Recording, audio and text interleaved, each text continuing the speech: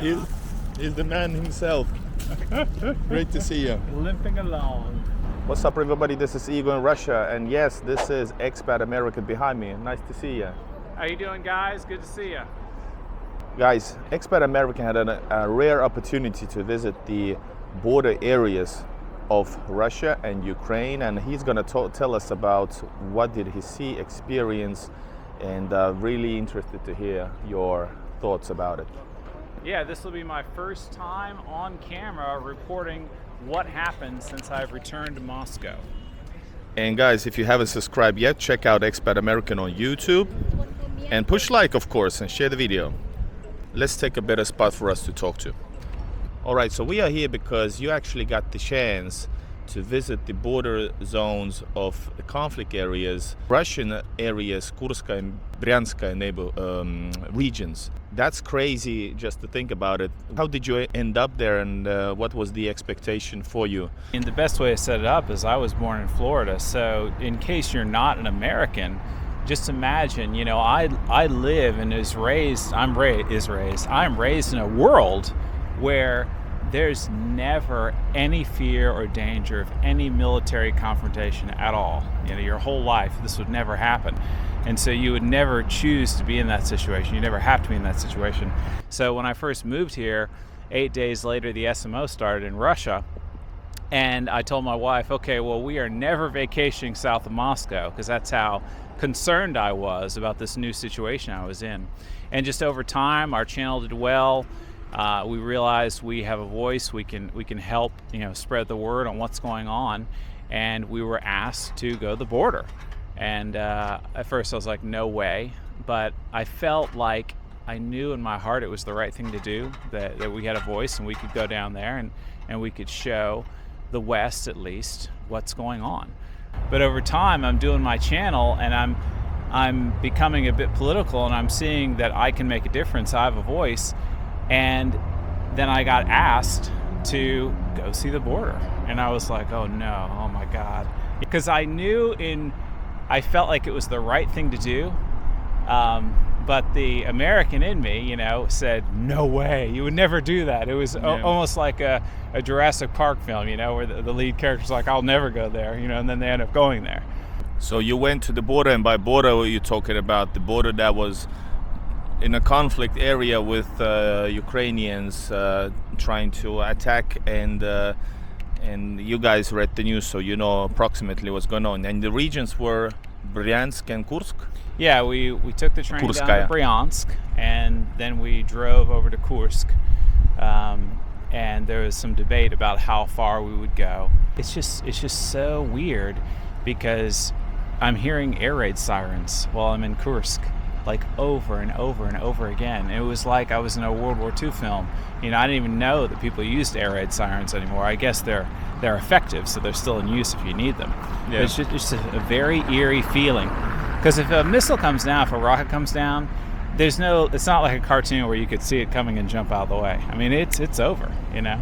So it's just kind of like mild PTSD, I guess you could say, for a civilian to be constantly barraged with that sound. Not constantly, but every couple of hours, it'll just come on at random.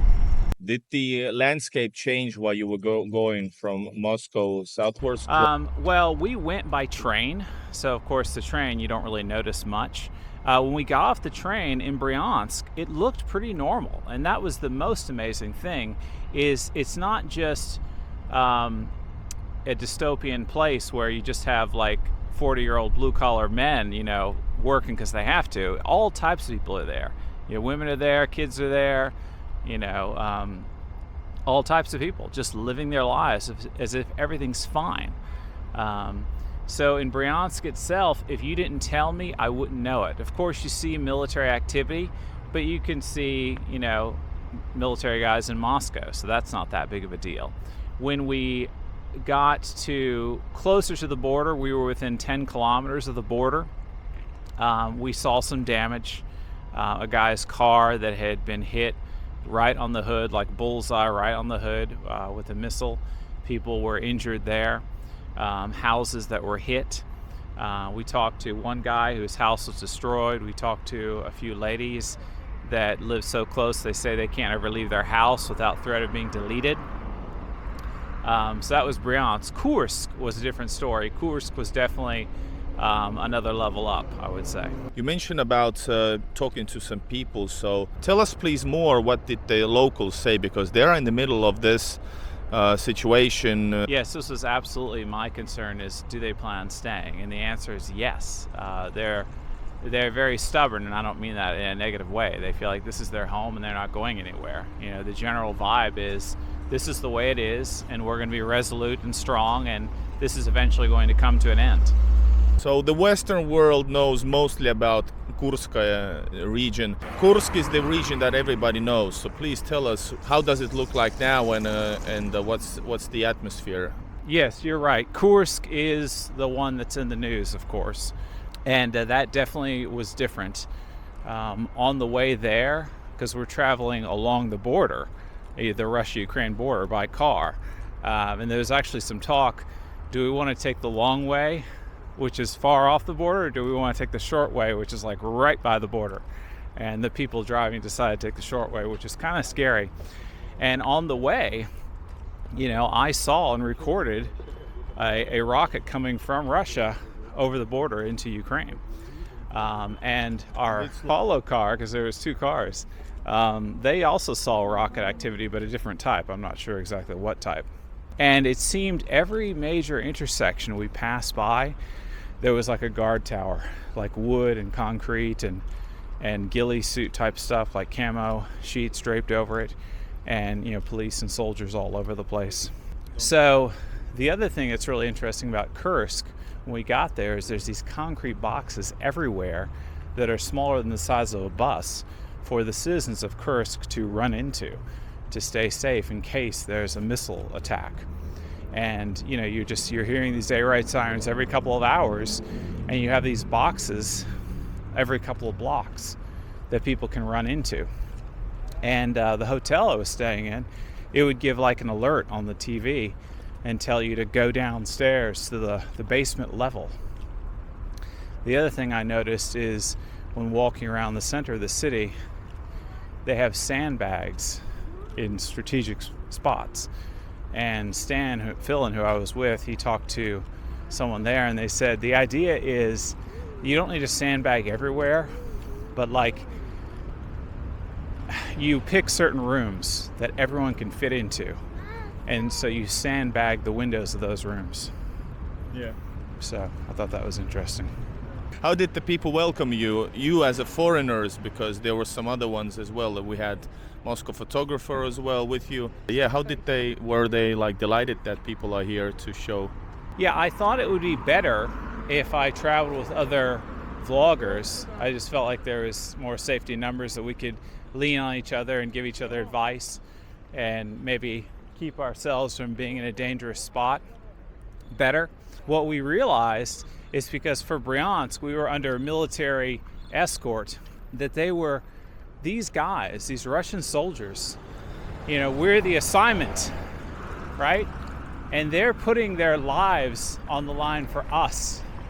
So for those few hours that they're escorting us, you know, they're setting up a perimeter, you know, they're watching the sky, you know, they're locked and loaded, and they're meant to protect us. So, you know, their country is not in agreement with my country, let's say, right? And I'm an American, and they're Russian, and they're supposed to protect me. You know, it was very humbling and eye-opening. Not to mention, you know, we had lunch with them. You know, they were giving all these emotional toasts, and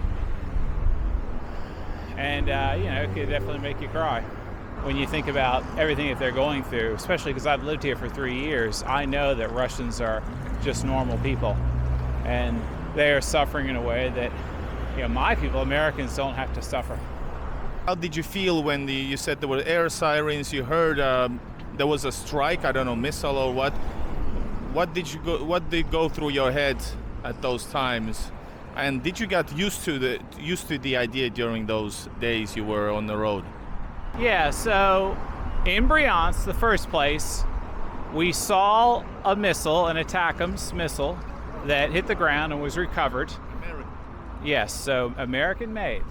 And actually that missile was made in the US and shipped to South Korea. And then it got lost. Oh. Right? And so it winds up all of a sudden downed on the ground in Russia after having come from Ukraine. So it's like, that's a mystery. Like, what's going on there, right? And this thing was intact, except it had battle damage because the Russian air defense system took it down. Then we saw smoke from strikes that happened while we were there. So it had just happened before we drove up. After we left Bryansk, there was reports of a bridge that got hit, like just after we left. The bridge collapsed? I don't know the details. And this morning on my way over here, it was scary. You know, I feel like, because I'm 50, I wasn't so afraid for myself. I just kept thinking about my two little kids and how if something happens to me, they're not ready for me to not be around anymore. You know, that was the biggest cost to count with me was Christoph and Maxime and leaving them. And I actually told my wife not to come, but she said she was too afraid to let me go alone. So when we were in Kursk, we had the choice to go deeper into territory that had just been unoccupied by Ukraine, let's say, like a few days earlier. And so we were debating with our team and with the Russian military whether or not we should go. And that was a tough time, a tough decision. And they were telling us we did not go. We decided not to go. Was it a unanimous? We were, I think most of us were in conflict. Like, not that we didn't agree between each other, but we didn't agree inside ourselves, you know? About what? Well, about whether or not to go. Because it was tempting, you know? And I'm a Christian, I'm thinking, you know, does God want me to show this? Should I do this? But then I'm thinking, you know, he protects me spiritually, not necessarily physically. So, you know, it could be my destiny to go be deleted and get the word out that way. And that's not what I want, because, you know, I want to finish raising my two kids. But it's also sad and humbling because I can't sit here and say, well, I'm a father, so I shouldn't go. That justification doesn't work because, you know, these soldiers are fathers too. But in the end, we are not, you know, they weren't excited about the idea, let's say. Yeah, we made, yeah. And the reality is, if we went, it would be like they were taking a group of children. Yeah. In terms of our ability to navigate the situation. And so, you know, we put their lives in danger by going. So in the end, I felt like we had enough footage of just going up to the border and showing it from there to take home and to show, you know, in my case, the West. Another American who traveled to Kursk and Bryansk region is another expat here in Moscow, and his name is Moscow Photographer. You probably know him as well. Hello, everybody. So Eddie, what was your experience traveling to border region? What is your experience at the border region? Please tell us. So my trip to the yellow-blue border, as we call it, was eventful and non-eventful at the same time. There was some tense moments because we didn't know what we were going to find, but actually what we found was there was a drone attack in a nearby area where we were in the Kursk area that targeted infrastructure that was supposedly no longer going to be targeted by the, how should we say, yellow-blue forces. And it was quite interesting. We met with some locals, told us what their life was like for the past several years, but actually just not since SMO, but even before, going back to 2014. You need to watch those videos. In Kursk, things were a lot calmer. Oh, I thought Yes. No. Very calm. However, you would hear sirens going off and warnings of potential attacks in the area, which are a little unnerving. But the city still is vibrant. People, families, everyone's still going about their daily routines. So quite interesting, because the Russian spirit doesn't give up. So were you afraid, like literally afraid? Did you think about your life? Actually, no, not personally, because I had a feeling that I would be okay. For whatever reason, I just felt that I would be protected by whatever means, whatever force. But you never know. So there is this feeling of the unknown, uncertainty, but I knew I would be safe. Your perception changed in any ways concerning this operation and this ongoing conflict? Well, it made it more personal for me, because I was able to experience what locals are experiencing to some degree, and it made it much more real for me, rather than just watching it on television or reading about it on, say, like Telegram. But I do see an end coming. I hope that it comes soon, and I have a feeling that it will be. There's a new administration in Washington that wants to see this end and wants to see better relations between Russia and America, and I wholeheartedly support that. Thanks. Thank you for having me. And guys, if you want to see Eddie's video about his experience, is also linked in the description. Go check it out. That's his experience in words, but you have to see it to understand what he's talking about.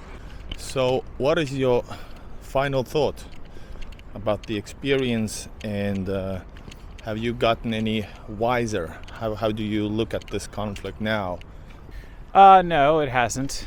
I mean, I'm 50 and I've been thinking about this for a while and reading the reports and thinking about it in relation to my family.